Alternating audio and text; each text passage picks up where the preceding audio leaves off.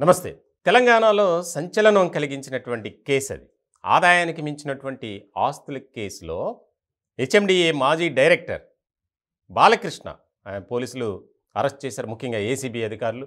దానికి సంబంధించి ఆ కోర్టులో ప్రొడ్యూస్ చేసినటువంటి క్రమంలో రిమాండ్ విధించారు, జైలుకి తరలించారు. ముఖ్యంగా ఏసీబీ ఒక పిటిషన్ వేసింది నాంపల్లి కోర్టులో. 10 రోజులు కస్టడీ ఇవ్వాలి, ఆయన కస్టడీకి తీసుకొని విచారిస్తే ఇంకా చాలా విషయాలు బయటకు వస్తాయి. ఆయన వెనుకున్నది ఎవరు, ఆయనకి సపోర్ట్ చేసింది ఎవరు, గత ప్రభుత్వంలో ఉన్నటువంటి కీలకమైనటువంటి నేతలు ఎవరు అనేది. దానికి సంబంధించి నాంపల్లి కోర్టు ఒక కీలకమైనటువంటి తీర్పునిచ్చింది. 10 రోజులు కాదు, 8 రోజులు కస్టడీకి ఇస్తూ తీర్పిచ్చింది. ఇప్పుడు బాలకృష్ణని ఏసీబీ అధికారులు తమ అండర్లోకి తీసుకున్నారు. దాదాపు 8 రోజులు ఆయన్ని విచారించనున్నారు. చాలా కీలకమైనటువంటి పరిణామంగా మారబోతుంది తెలంగాణలో. ఎందుకనంటే ఈ మధ్య కాలంలో ఆదాయానికి మించినటువంటి ఆస్తుల కేసులో అరెస్ట్ అయిన వారిలో బాలకృష్ణను మించిన వారైతే లేరు.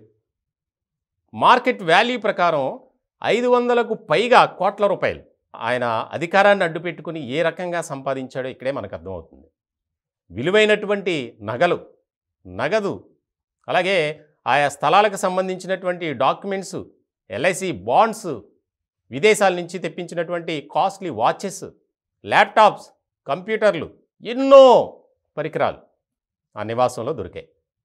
ఏకకాలంలో బాలకృష్ణకు సంబంధించినటువంటి బంధువులు, కుటుంబ సభ్యులు 17 చోట్ల సోదాలు చేశారు.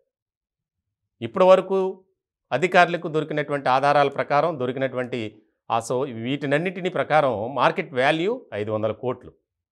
ఇంకా దాదాపు 12 చోట్ల, అంటే 12 బ్యాంకుల్లో ఆయనకు, ఆయన భార్య, కుటుంబ సభ్యులందరికీ సంబంధించినటువంటి లాకర్స్ ఉన్నాయి. ఆ లాకర్స్ని ఓపెన్ చేయాలి. మొదట చేసేది అదే ఇప్పుడు ఏసీబీ అధికారులు.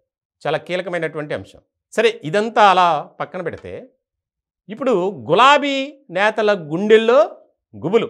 ఇది చాలా కీలకమైనటువంటి వ్యవహారం.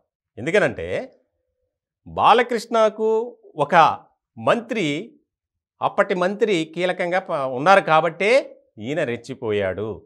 2 సార్లు అధికారంలో ఉన్నటువంటి బీఆర్ఎస్ చాలామంది ఈయనకి సపోర్టుగా ఉన్నారు.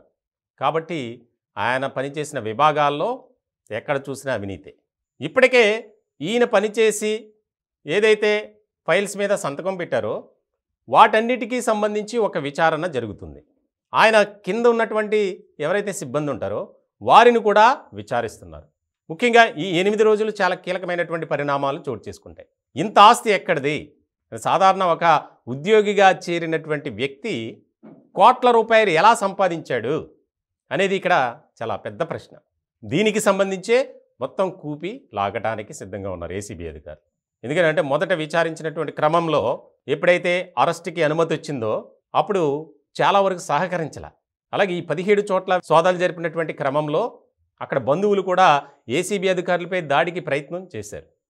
సో ఇటువంటి నేపథ్యంలో ఈ 8 రోజులు బాలకృష్ణను విచారిస్తే చాలా విషయాలు బయటకు వస్తాయి.